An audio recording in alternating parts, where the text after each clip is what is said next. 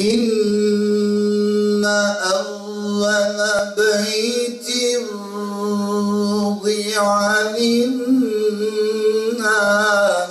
lellezî bi Bekkete mübâreken ve huden lil'âlemîn.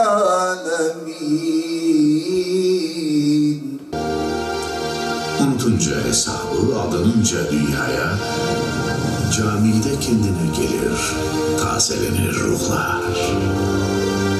Bir secde kafidir durulmaya, bir selam şifredir tanışmaya ve silinir gam, keder, tasa.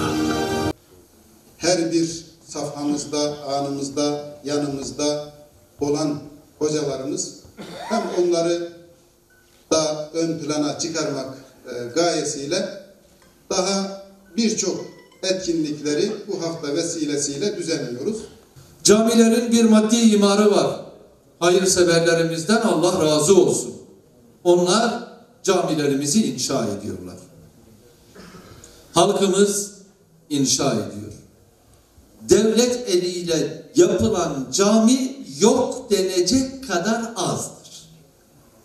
Camilerimizin %99,5'unu, %yarımı da ihtimal olarak bırakıyorum, halkımız yapar.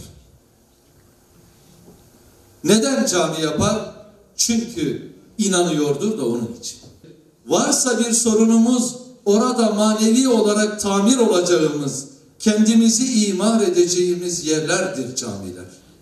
Bu sebeple camilerimiz aslında halkın bütün kesimlerine hitap eden halk üniversiteleridir. Camilerimizin gerçek fonksiyonunu eğer imamlarımız hakkıyla yerine getirsinler, bu toplum yeniden inşa olur, hem de Allah ve Resulünün istediği tarzda bir İslam toplumu oluşur. İmamlarımız bir, yaşantılarıyla örnek olmak durumundalar. Yani herkes imamın hayatına bakarak kendisine yeniden çeki düzen vermeli.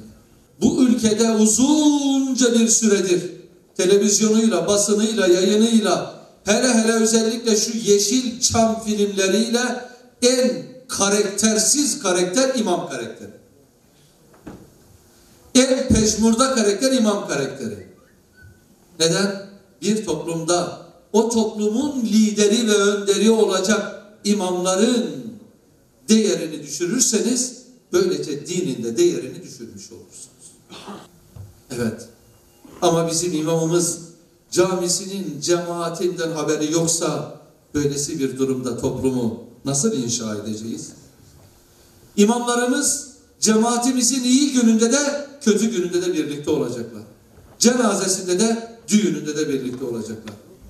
Ama son yıllarda özellikle düğünlerimizin hiç de imamlarımızın ve müftülerimizin katılacağı kadar İslami olmadığını görüyoruz.